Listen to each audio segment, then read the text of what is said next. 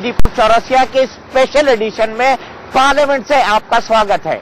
मैं इस वक्त मास्क लगाए हुए हूं और मुझे बोलने में तकलीफ हो रही है, इसलिए मैं इसे हटा रहा हूं। लेकिन मैं आपको बता दूं कि अब मास्क लगाकर चलना फिलहाल दिल्ली में एक मजबूरी हो गया है। मैं उस पार्लियामेंट के सामने खड़ा हूं जहां से सरकार चलती है। उसी पार्लियामेंट के सामने मैं आपको 2 दशक पहले की एक बात बताता हूं। उस वक्त इंद्र कुमार गुजराल की सरकार में पर्यावरण और वन मंत्री बने थे, पर्यावरण मंत्री। उनका नाम था सैफुद्दीन सोज। मैं उनका पहला इंटरव्यू करने गया था और उन्होंने मुझे कहा था कि दिल्ली की हवाओं में दम घुटता है। ये 2 दशक पहले की बात है, लेकिन 2 दशक के बाद अब दिल्ली गैस चैम्बर में पूरी तरह से तब्दील हो गई है। 3 दिन से जो हाल हो रहा है उसमें दिल्ली का हाल बेहाल है। क्यों नहीं किया सरकारों ने काम? क्यों नहीं निभाई एजेंसीज ने अपनी जिम्मेदारी? कोर्ट ने इतने ऑर्डर पास किए, एनजीटी ने इतने ऑर्डर पास किए, लेकिन उसके बावजूद भी गैस चैम्बर कैसे बन गई दिल्ली? आपको सबसे पहले वो दिखाते हैं।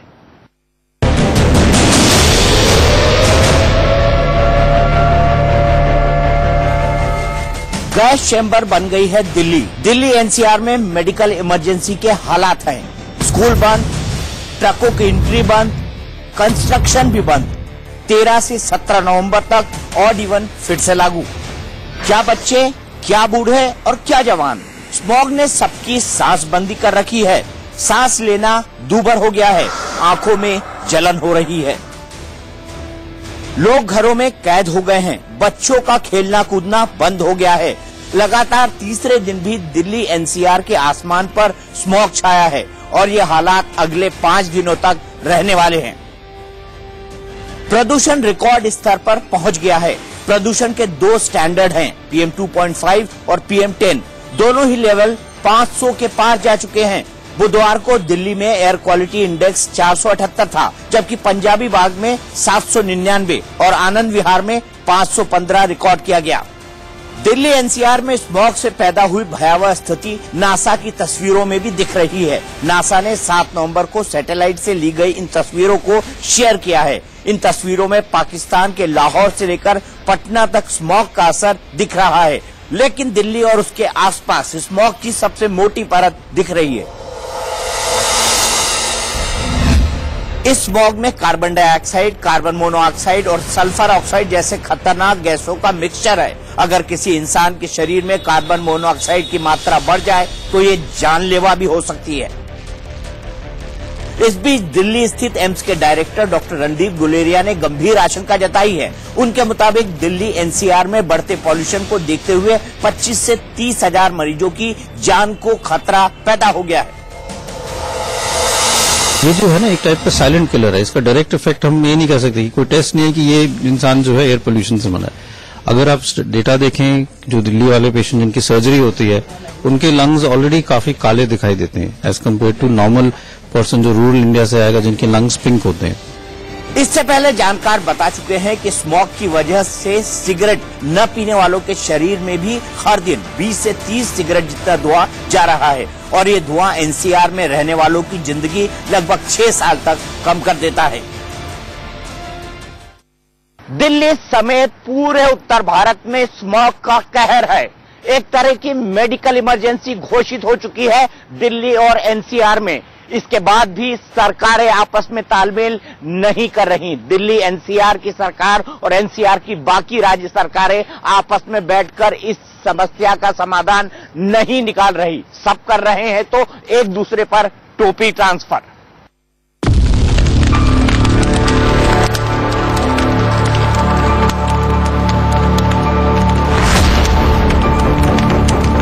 दोनों कैप्टन साहब से भी और खट्टर साहब से भी मैंने कल मिलने के लिए टाइम मांगा था। कल से ट्राई कर रहे हैं, मिलने का टाइम नहीं मिला। Meeting with Kejriwal is not resolving a problem.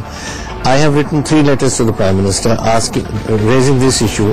Smog का सबसे बड़ा विलन पराली को बताया जा रहा है। पराली यानी फसल कटने के बाद बचा हिस्सा, जिसे खेत से हटाने की बजाय पंजाब और हरियाणा के किसान जला दिया करते हैं।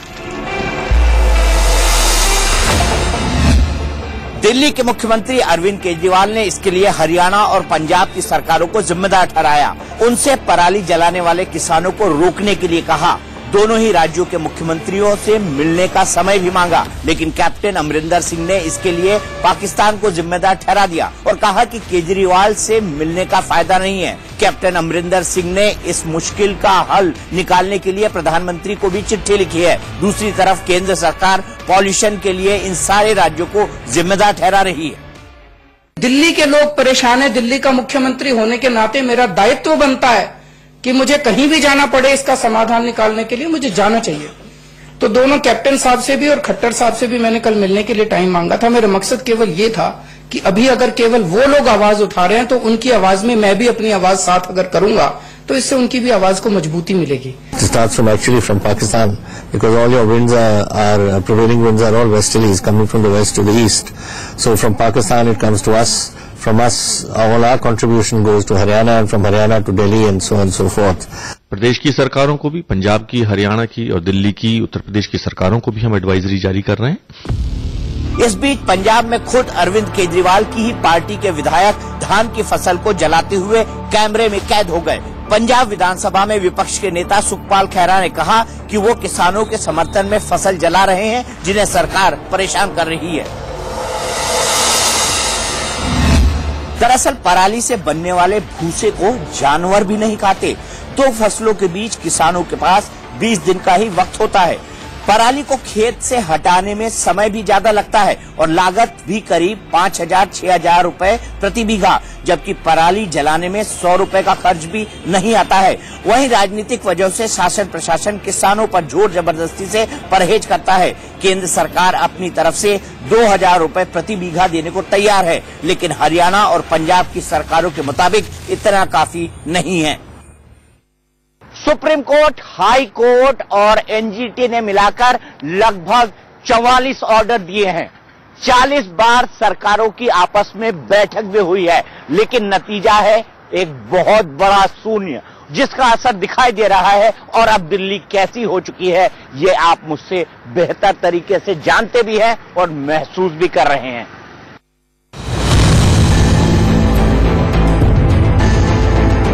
तीन साल में सुप्रीम कोर्ट के 18 आदेश, दिल्ली हाई कोर्ट ने जारी किया 18 आदेश, पॉल्यूशन से निपटने के लिए एनजीटी के 8 आदेश। कोर्ट और एजेंसियों ने पॉल्यूशन पर बार बार सरकारों को फटकार लगाई। इन फटकारों के बाद दिल्ली सरकार ने 13 सूत्री फॉर्मूले भी बनाए, लेकिन ये फॉर्मूला फाइलों में ही रह गया। जमीन पर हालात बिगड़ते चले गए। अब एनजीटी ने दिल्ली सरकार समेत 5 राज्यों को फटकार लगाई है। एनजीटी ने पूछा है, क्या हेलीकॉप्टर का इस्तेमाल कर आर्टिफिशियल बारिश नहीं करवाई जा सकती? हाई कोर्ट ने दिल्ली एनसीआर में खतरनाक प्रदूषण को लेकर पर्यावरण मंत्रालय को आदेश दिया है कि वो अगले 3 दिन में इमरजेंसी बैठक बुलाए। इस तरह के सैकड़ों आदेश कोर्ट और एजेंसियों की ओर से जारी किए जा चुके हैं। दिल्ली में प्रदूषण कम करने के लिए 29 दिसंबर 2015 को सीपीसीबी यानी सेंट्रल पॉल्यूशन कंट्रोल बोर्ड ने 4 राज्यों को कई कदम उठाने के निर्देश दिए थे। दिल्ली, हरियाणा, राजस्थान और यूपी सरकार को दिए कुछ निर्देश ऐसे थे जिन्हें तत्काल लागू करने को कहा था, जैसे प्रदूषण फैलाने वाले वाहनों के खिलाफ जागरूकता अभियान, प्रदूषण फैलाने वाले वाहनों के खिलाफ सख्त कार्रवाई, जाम की समस्या को दूर करने के लिए ट्रैफिक के पुख्ता बंदोबस्त, डीजल गाड़ियों में फिल्टर का इस्तेमाल। लेकिन इन निर्देशों पर अमल नहीं किया गया और दिल्ली आज गैस चैम्बर बन गई है। दिल्ली एनसीआर में प्रदूषण से निपटने के लिए कई एजेंसियां काम कर रही हैं। वो आपस में क्या करती हैं, ये समझना मुश्किल है। क्यों मुश्किल है? वो इसलिए क्योंकि अगर वो कोई काम कर रही होती पूरे साल तो दिल्ली के हालात इतने भयानक नहीं हुए होते।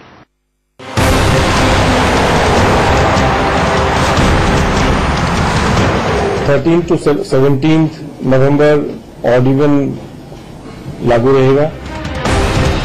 इसे कहते हैं प्यास लगने पर कुआं खोदना। कोर्ट और एनजीटी का डंडा चलने के बाद दिल्ली सरकार की अब जाकर नींद टूटी है और अब उसने एक बार फिर राजधानी में ऑड इवन फार्मूला लाने का ऐलान कर दिया। दिल्ली में 13 नवंबर से 17 नवंबर तक ऑड इवन फार्मूला लागू होगा। 13, 15 और 17 नवंबर को दिल्ली में ऑड नंबर की गाड़ियां चलेंगी, जबकि 14 और 16 नवंबर को सिर्फ इवन नंबर की गाड़ियों को चलने की इजाजत होगी। इस बार भी 2 पहिया गाड़ियों को ऑड इवन फार्मूले से छूट होगी। सीएनजी गाड़ियां भी ऑड इवन फार्मूले से बाहर होंगी। वैसे दिल्ली एनसीआर की हवा में घुले जहर वाले प्रदूषण को रोकने के लिए ना तो एजेंसियों की कमी है और ना ही फॉर्मूलों की कमी है, तो बस उसे लागू कराने की इच्छा शक्ति की। सबसे पहले ये समझना जरूरी है कि दिल्ली एनसीआर में प्रदूषण से निपटने की जिम्मेदारी किन किन एजेंसियों पर है।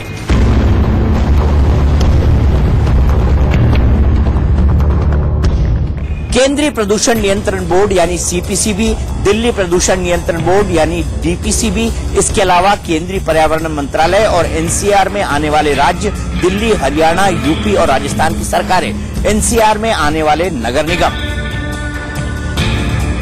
लेकिन कहते हैं ना, ज्यादा जोगी मत हो जाग। कुछ ऐसी ही स्थिति प्रदूषण पर लगाम के मामले में इन एजेंसियों के चलते दिख रही है। सबसे बड़ी समस्या इन तमाम एजेंसियों के बीच तालमेल की कमी को लेकर है। कई बार इन एजेंसियों के सुझावों पर हर कोई सहमत नहीं होता। दूसरी बड़ी दिक्कत ये भी होती है कि जो एजेंसी फैसले लेती है उसके पास उसे लागू करने का अधिकार नहीं होता। सुप्रीम कोर्ट की निगरानी वाली एनवायरमेंट पॉल्यूशन कंट्रोल अथॉरिटी यानी ईपीसीए भी प्रदूषण पर लगाम लगाने के लिए सक्रिय है।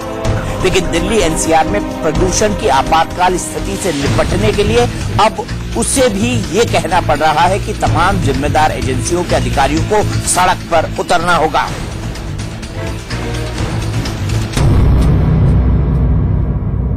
जो हालात हैं, दिल्ली गैस चैम्बर में तब्दील हो गई है, तमाम एजेंसियां अभी भी सोई है। आज आपने बैठक ले ली तो आपने हिदायत दी, लेकिन आपको लगता है कि इम्प्लीमेंट हो पाएगा? तो इम्प्लीमेंट होगा क्योंकि अगर वो बैठे रहेंगे तो नहीं होगा। हमको भी बाहर निकलना पड़ेगा, तो उसके लिए जाएंगे और देखेंगे कि ये काम हो। मैं समझता हूं ये एक राष्ट्र हित का मुद्दा है, मानवता हित का मुद्दा है। इस विषय पर किसी भी तरह की राजनीति नहीं होनी चाहिए। राजनीति के और बहुत समय है। इस वक्त हम सबको मिलकर ये जो एक प्राकृतिक और मानव मेड, मैं समझाऊं दोनों तरफ से जो एक आपदा हम लोग पर आई है, इसके जूझने के लिए सबको मिलकर चलने का समय है। दिल्ली एनसीआर में प्रदूषण की आपातकाल स्थिति कोई 2-4 दिन में नहीं बनी। पिछले 3 साल में सुप्रीम कोर्ट प्रदूषण रोकने को लेकर 18 से ज्यादा आदेश दे चुका है, लेकिन हालात नहीं बदले, पॉल्यूशन बढ़ता ही गया। 15 जनवरी 2015 को कोर्ट ने कहा था कि वो दिन दूर नहीं जब बच्चे अस्पताल में दिखेंगे। कमोवेश वो स्थिति आ गई है जब बच्चों को पढ़ाई रोककर उन्हें घर की 4 दीवारी में रहने को मजबूर कर दिया गया है। पिछले साल नवंबर महीने में ही कोर्ट ने 48 घंटे के भीतर साझा प्लान बनाने को कहा, लेकिन यह आज तक नहीं बना।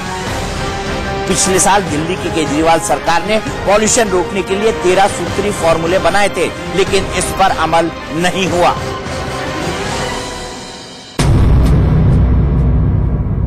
और जब भी सुप्रीम कोर्ट कुछ करने की कोशिश करता है तो दिल्ली की सरकार हो या केंद्र की सरकार हो, बस अड़ंगे उठाती है।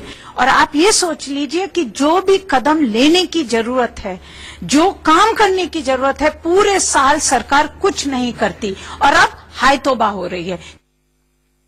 दिल्ली में सांसों के आपातकाल का अंदाजा आप इसी बात से लगा सकते हैं कि हर मिनट एक इंसान 20 लीटर प्रदूषित हवा अपने अंदर ले रहा है। आखिरकार ये नौबत कैसे आई और ये हालात क्यों बने? आइए आपको दिखाते हैं कि कौन कौन है जिम्मेदार।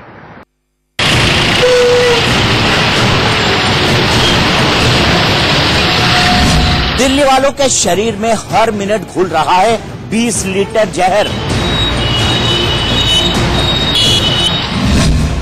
हर एक सांस आपको बीमार और बीमार बना रही है, जबकि काम करने या व्यायाम करने के दौरान ये मात्रा हर मिनट 20 लीटर हो जाती है। यानी फिलहाल आप दिल्ली में जॉगिंग या तेजी से चलते भी हैं तो आपके शरीर में हर मिनट 20 लीटर जहरीली गैस घुल रही है। और जो वो हार्ट के मरीज हैं उनको प्रिकॉशंस लेना बहुत जरूरी है, क्योंकि हार्ट के मरीजों को अगर प्रोलॉन्ग्ड एक्सपोजर हो पॉल्यूशन का तो उससे हार्ट अटैक प्रेसिपिटेट हो सकता है। अब सवाल उठता है कि दिल्ली की यह स्थिति कैसे बनी? कौन है जो हर साल नवंबर के महीने में दिल्ली को गैस चैम्बर में तब्दील कर रहा है, दिल्ली की हवा को जहरीला बना रहा है? ये जानने और समझने के लिए हमने अपनी रिसर्च टीम की मदद ली और जो तथ्य सामने आए वो हैरान करने वाले थे। दिल्ली में प्रदूषण के लिए सबसे बड़ी जिम्मेदार सड़क और निर्माण कार्य में होने वाली धूल है, दिल्ली में प्रदूषण फैलाने में इसकी हिस्सेदारी करीब 38% है। इसके अलावा गाड़ियों से निकलने वाले धुएं का योगदान करीब 20% है। घरों में जो कूड़ा निकलता है वो दिल्ली को प्रदूषित करने में करीब 12% हिस्सेदारी निभा रहा है। दिल्ली को प्रदूषित करने में कल कारखानों की हिस्सेदारी करीब 11% है। इसके अलावा घर निर्माण का सामान करीब 6% तक दिल्ली को प्रदूषित कर रहा है। प्लास्टिक वाला कूड़ा जलाने से दिल्ली की हवा करीब 3% तक प्रदूषित हो रही है। इन सब के अलावा दूसरी वजह भी दिल्ली की हवा को जहरीली बनाने में करीब 10% तक की हिस्सेदारी निभा रही है।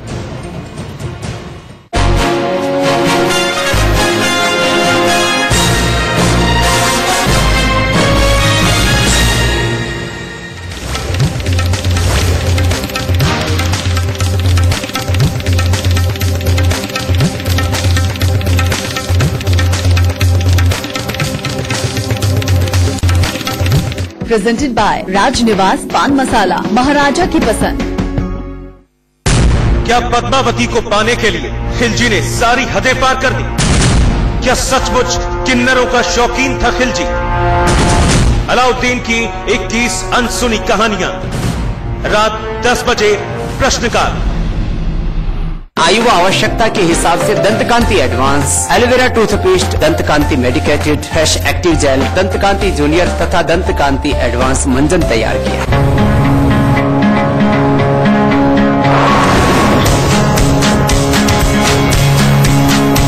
चेस करें?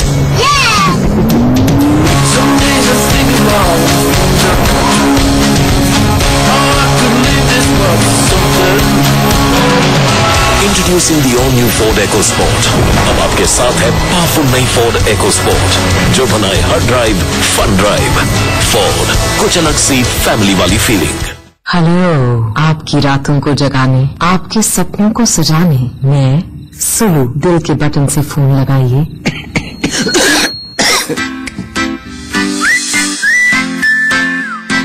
सुलू के हर सफर में उसका साथी टॉरेक्स कफ सिरप हो तो अलविदा खांसी।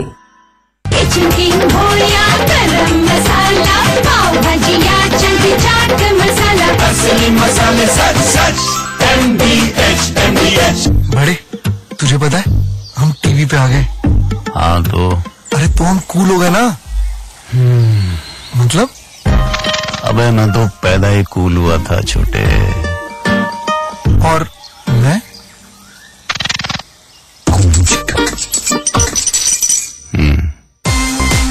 हैवेल्स RCCB और MCB। RCCB जो आपको शॉक से बचाए और MCB जो आपके अप्लायंसेस को शॉक से बचाए। डॉक्टर ऑर्थो आयुर्वेदिक तेल और कैप्सूल, घुटना, कंधा या कमर, चाहे जैसा दर्द हो, ये मुझे देता है दर्द से पूरी आजादी, एक भरपूर जिंदगी। पेश है पीको turmeric in oil base with moisturising effect. ये आयुर्वेदिक है, हल्दी की खूबियों से भरी, जो सूखी त्वचा का पोषण कर उसे कोमल बनाए। अब न इचिंग न रैशेस, त्वचा रहे खूबसूरत और रोशन हर मौसम। नई वीको टर्मरिक इन ऑयल बेस, त्वचा मॉइस्चराइज करे, उसमें सेहत भरे। बिजनेस बढ़ाने के लिए आप करते कुछ है, होता कुछ और है। GoDaddy के साथ वेबसाइट बनाओ, अपने बिजनेस की पहुंच बढ़ाओ, इंटरनेट को काम पे लगाओ। GoDaddy को कॉल लगाओ।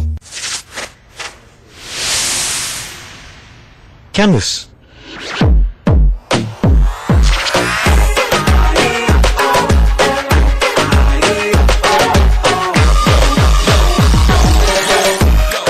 दाग के डर से खुद को मत रोको, क्योंकि नए निर्मा एडवांस के माइक्रोबस्टर्स नए जमाने के जिद्दी दाग निकालो बड़ी आसानी से। जिद्दी दागों के लिए निर्मा एडवांस।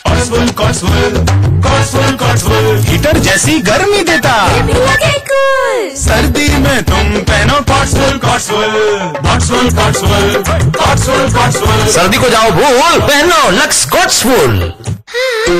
छुटकी, जब पढ़ लिख जाओगी ना तो स्कूल के बच्चों के लिए पुल बनाना मत भूलना। नहीं बाबा, मैं पुल नहीं बनाऊंगी, मैं स्कूल को ही गाँव में ले आऊंगी। बुलंद सोच इरादों को हकीकत में बदलने का हौसला रखती है और इसी बुलंद सोच को आकार देता है JK लक्ष्मी सीमेंट।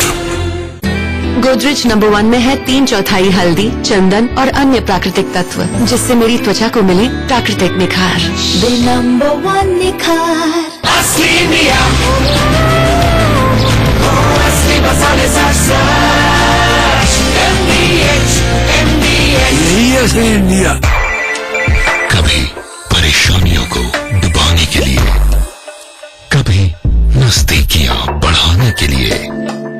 जैसा हो मूड दिखाइए उसे हैवेल्स अडोनिया वाटर हीटर के साथ। इसका LED इंडिकेटर बदले रंग टेम्परेचर के साथ। हैवेल्स अडोनिया वाटर हीटर हर मूड के लिए।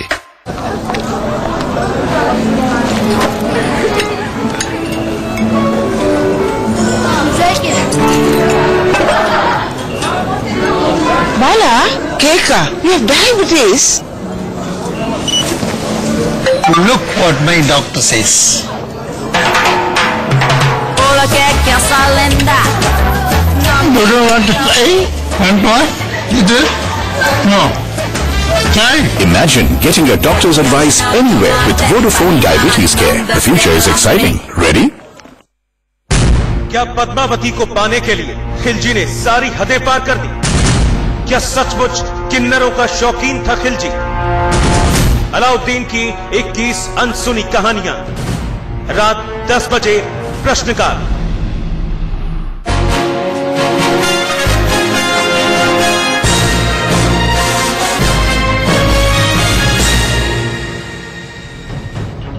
दिल्ली में जो हालात बन गए हैं वैसे हालात बीजिंग में कई साल से बन रहे थे, लेकिन उन्होंने इससे निपटने का इंतजाम किया।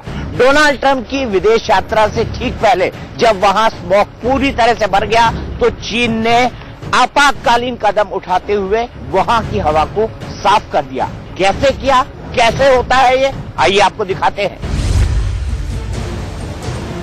सबसे पहले इन दो तस्वीरों को देखिए। पहली तस्वीर आज की दिल्ली की है, जबकि दूसरी तस्वीर चीन की राजधानी बीजिंग की है। बीजिंग की यह तस्वीर 4 दिन पहले की है। दोनों जगह स्मॉग की वजह से कुछ भी साफ साफ नजर नहीं आ रहा। बुधवार को अमेरिकी राष्ट्रपति डोनाल्ड ट्रंप को बीजिंग पहुंचना था। ट्रंप को प्रदूषण से कोई दिक्कत न हो, इसे लेकर चीन ने ऐसा कमाल दिखाया कि रातों रात स्मॉग पूरी तरह से साफ हो गया। देखिए, पहली तस्वीर मंगलवार सुबह की है, जबकि दूसरी तस्वीर बुधवार की है।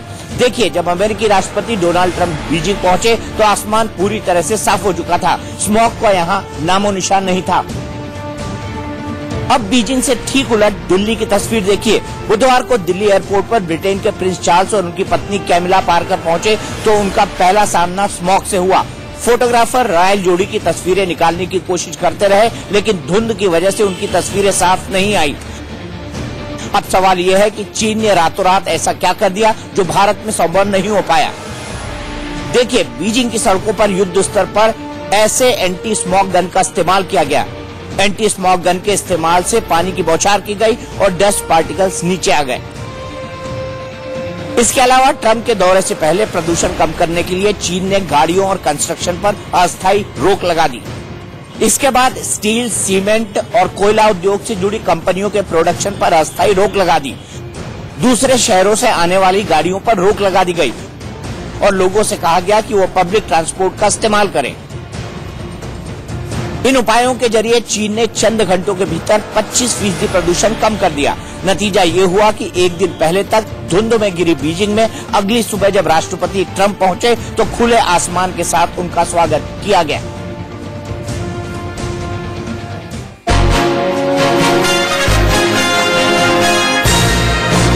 हमें अपनी प्रायोरिटीज का नहीं पता। अरे भाई, मंगल और चंद्रयान तो जब होगा जब इंसान जिंदा रहेगा।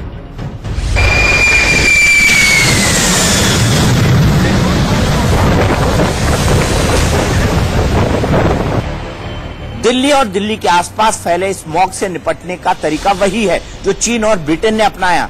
या तो हम आर्टिफिशियल बारिश करें या फिर multi function dust separation truck का इस्तेमाल कर 200 फीट ऊपर से पानी का छिड़काव करें। लेकिन अफसोस, आर्टिफिशियल बारिश जिसे क्लाउड सीडिंग के जरिए किया जाता है, उससे हमारी तकनीक दूसरे देशों की तुलना में पीछे है। महाराष्ट्र और आंध्र प्रदेश में सूखे से निपटने के लिए क्लाउड सीडिंग के प्रयोग किए गए थे, लेकिन बेहद खर्चीली तकनीक की वजह से ये सूखे से निपटने का कारगर तरीका नहीं बन पाई। अभी हाल ही में राजस्थान में वाटर बॉम्बी टेक्निक का इस्तेमाल देखने को मिला। जब उदयपुर के जंगलों में भीषण आग लग गई तो हेलीकॉप्टर के जरिए झील से बड़े बकेट में पानी लाकर हेलीकॉप्टर के जरिए आग को बुझाया गया।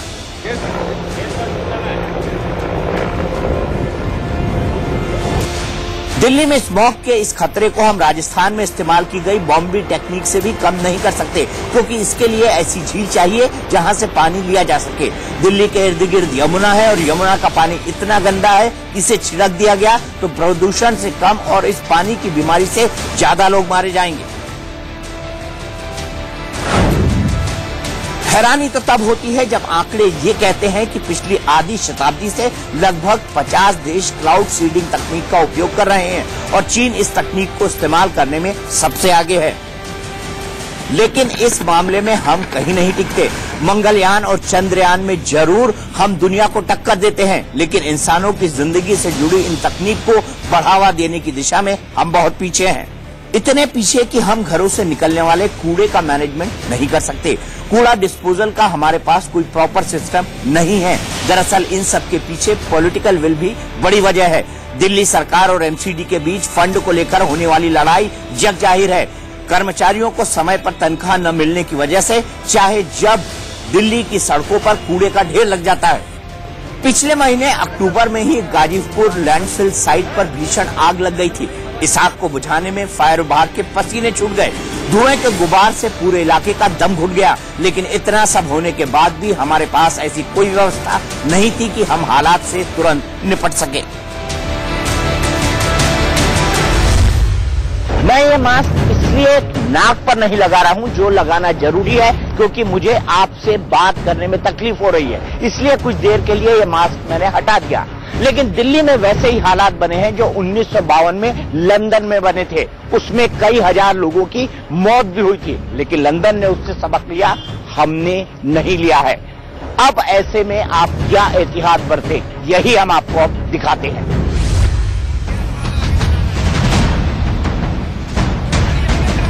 दो तस्वीरें आपकी टेलीविजन स्क्रीन पर हैं। ये दोनों ही तस्वीरें जानलेवा है। पहली तस्वीर दिल्ली के पास यमुना एक्सप्रेस वे की है। कोहरे और हवा में प्रदूषण के कॉकटेल से स्मॉग बना और विजिबिलिटी बिल्कुल कम हो गई। तभी इस सड़क पर एक के बाद एक गाड़ियों के टकराने का सिलसिला शुरू हुआ और देखते ही देखते दर्जनों गाड़ियां टकरा गई। वो तो किस्मत अच्छी थी कि इस भयानक हादसे में किसी की जान नहीं गई। दूसरी तस्वीर अस्पताल में मरीजों की है। दिल्ली में अचानक मरीजों की संख्या बढ़ गई है। सांस लेने में दिक्कत, खांसी, छींक, सीने में जकड़न, एलर्जी और दम फूलने की शिकायतों में अचानक इजाफा हुआ है। प्रदूषण के दो मानक है, PM 2.5 और PM 10, दोनों ही के लेवल 500 के पार जा चुके हैं। ऐसे में आपको हर पल एहतियात बरतने की जरूरत है। इस वक्त दिल्ली में सांस लेना दूभर हो गया है। आंखों में जलन और सिर दर्द की शिकायत आम हो चली है। दिल्ली में इस वक्त PM 2.5 और PM 10 दोनों 500 है, यानी बेहद खतरनाक। मौसम विभाग का कहना है कि दिल्ली के अंदर यह जहरीली हवा आने वाले 2 दिनों तक जारी रहेगी, क्योंकि उत्तर प्रदेश की तरफ से आने वाली पूर्वी हवाओं में नमी है और दिल्ली के प्रदूषण से मिलकर दिल्ली की जो हवा है वो पूरी तरीके से जहरीली हो गई है। भारतीय चिकित्सक संघ ने दिल्ली वासियों से अपील करी है कि सुबह के वक्त दिल्ली में एक्सरसाइज के लिए ना निकले और ना ही कोई जॉगिंग करें, जिससे आपकी सेहत पर हानिकारक प्रभाव पड़ सकते हैं। केंद्रीय स्वास्थ्य मंत्रालय ने अलर्ट जारी करते हुए कहा कि सांस लेने में कठिनाई महसूस कर रहे लोगों को और बच्चों को संभव हो तो घर में ही रहना चाहिए। ये सबसे पहली सावधानी है, लेकिन घर में रहना हर किसी के लिए मुश्किल है। ऐसे में कोशिश करें कि मास्क का इस्तेमाल करें, वो भी सामान्य मास्क नहीं बल्कि रेस्पिरेटरी मास्क का इस्तेमाल करें या फिर कार्बन फिल्टर मास्क का प्रयोग करें। प्रदूषण का ये ऐसा कहर है कि आपका घर सुरक्षित नहीं है। ऐसे में घर को स्मॉग से बचाने के लिए अगर संभव हो तो एयर प्यूरिफायर का इस्तेमाल करें। नीम की पत्तियों को पानी में उबालकर उस पानी से नहाएं, ताकि प्रदूषण की वजह से होने वाली स्किन डिसीज से बचा जा सके। कुछ लोग स्मॉग के दिनों में तुलसी की पत्तियों के रस को पीने की भी सलाह देते हैं। को अगर शहद के साथ लें तो श्वसन संस्थान की जो व्याधियां हैं या जो उसके ऊपर विपरीत प्रभाव पड़ रहा है उससे हम बच सकते हैं। दूसरा, इस वातावरण का नेत्रों के ऊपर प्रभाव पड़ रहा है, आंखों में जलन होती है, तो हम त्रिफला चूर्ण को यदि उसका क्वाथ बनाएं या त्रिफला चूर्ण को शीतल जल के साथ में कुछ समय रखने के बाद में उस जल से अगर नेत्र को धोते हैं, आंखों को धोते हैं, तो उसके दुष्प्रभाव से हम बच सकते हैं। ये वो सावधानी है जो स्मॉग से अपने आप को बचाने के लिए आप कर सकते हैं। लेकिन अगर आप सड़क पर हैं और कोहरे और स्मॉग में गाड़ी चला रहे हैं तो स्पीड को कंट्रोल रखें, क्योंकि इस वक्त विजिबिलिटी बेहद कम है। सड़क पर लगे साइन बोर्ड को देखते हुए ही आगे बढ़ें, ताकि मोड़ आने पर कोई हादसा ना हो। ठंड की वजह से कार में अक्सर लोग हीटर शुरू कर देते हैं, लेकिन ऐसा करने से बचें क्योंकि हीटर शुरू होने से शीशों पर भाप जम जाती है और हादसे होने का खतरा बढ़ जाता है। और सबसे जरूरी बात, कोहरे में चलाते वक्त लो बीम हेडलाइट जरूर जलाकर रखें, साथ ही टेल लाइट और ब्लिंकर्स को भी जलाए रखें। कहने में ये एहतियात बेहद सामान्य लगे, लेकिन यही छोटी सी चूक बड़े हादसों को बुलावा दे देती है, इसलिए पल पल सावधान रहिए।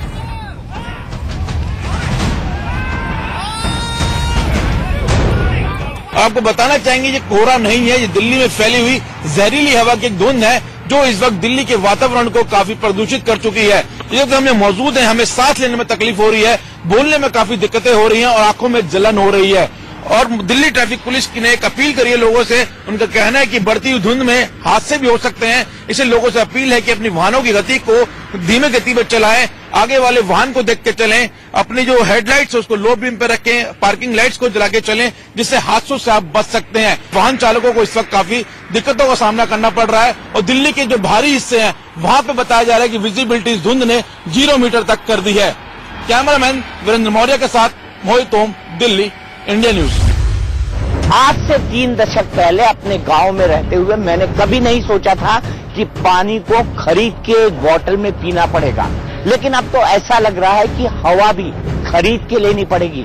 सवाल ये है कि ऐसे हालात क्यों बन गए हैं, इसके लिए कौन लोग जिम्मेदार हैं, इसमें किसने जिम्मेदारी से काम नहीं किया, सोचने वाली बात है। लेकिन जो हालात बन गए हैं उससे डर लगता है।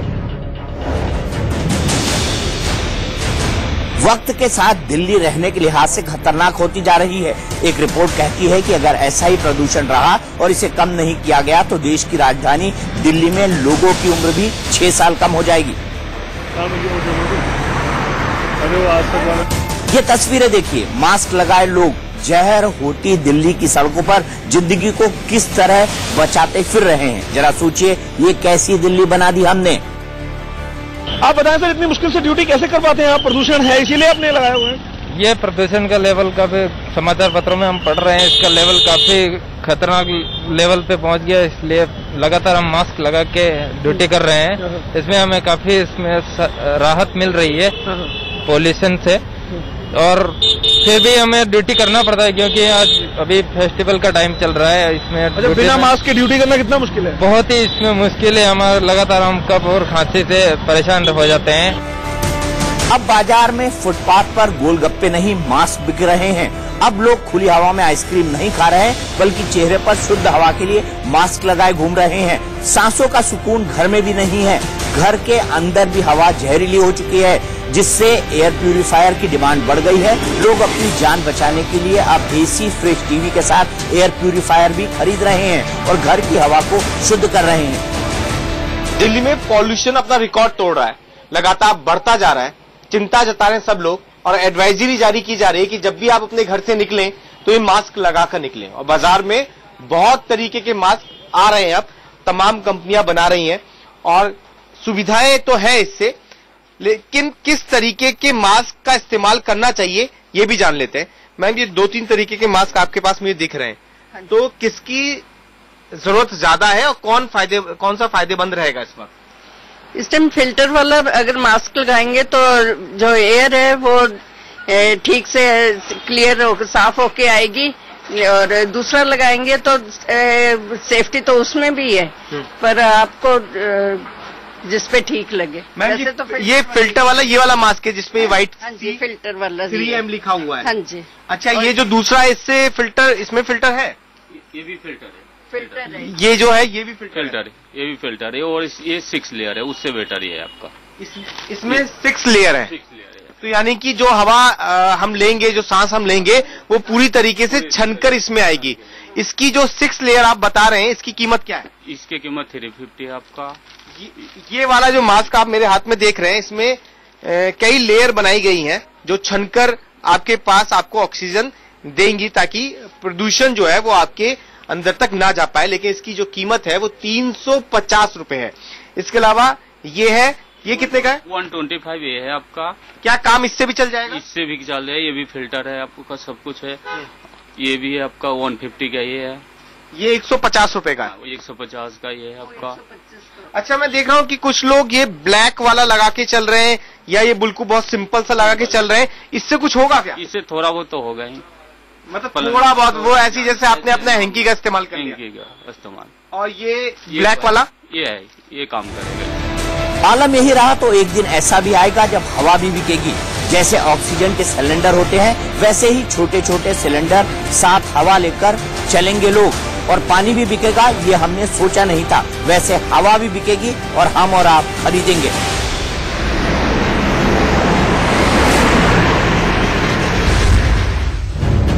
हमारे साथ all India institute of Ayurveda के अलग अलग डिपार्टमेंट के 3 HOD हमारे साथ हैं और आपको देसी पद्धति से बताएंगे कि कैसे आप पॉल्यूशन से लड़ सकते हैं, कैसे इस जहरीली हवा को मात दे सकते हैं। सबसे पहले हम बात करते हैं all India institute of Ayurveda के HOD डॉक्टर महेश व्यास हैं, इनसे बात करेंगे। सर, इस पॉल्यूशन को आप लोग कैसे देख रहे हैं? देखिए, आयुर्वेद में हम अगर देखें तो ये 2-3 दिन से जो वातावरण बना हुआ है इसका शरीर के ऊपर बहुत ही दुष्प्रभाव हो रहा है, और इससे मुख्य रूप से श्वसन संस्थान जिसको अपन रेस्पिरेटरी ट्रैक्ट बोलते हैं उसके ऊपर दुष्प्रभाव है। और उससे बचने के लिए आयुर्वेद में कई कल्प बता रखे हैं, उनका अगर प्रयोग करें तो हम सरलता से बच सकते हैं। उसमें एक है सितोपलादी। सितोपलादी चूर्ण को अगर शहद के साथ लें तो श्वसन संस्थान की जो व्याधियां हैं या जो उसके ऊपर विपरीत प्रभाव पड़ रहा है उससे हम बच सकते हैं।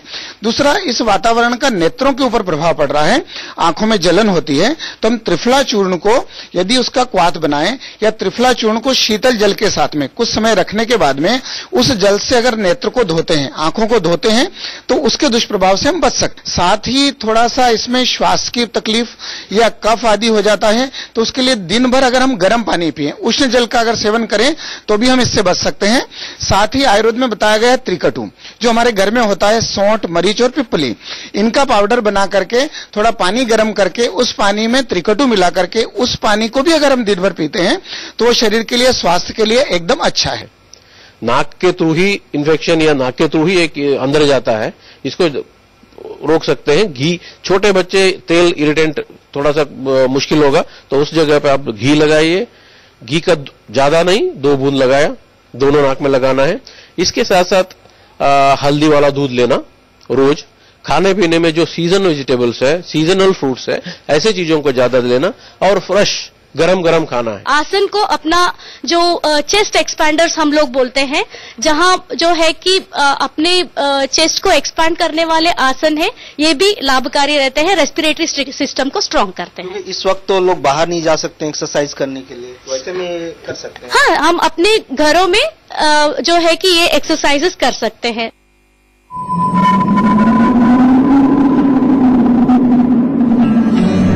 जंगल, पेड़, पहाड़, समंदर, इंसान सब कुछ काट रहा है। छील छील के खाल जमी की टुकड़ा टुकड़ा बांट रहा है। आसमान से उतरे मौसम सारे बंजर होने लगे हैं, मौसम बेघर होने लगे हैं।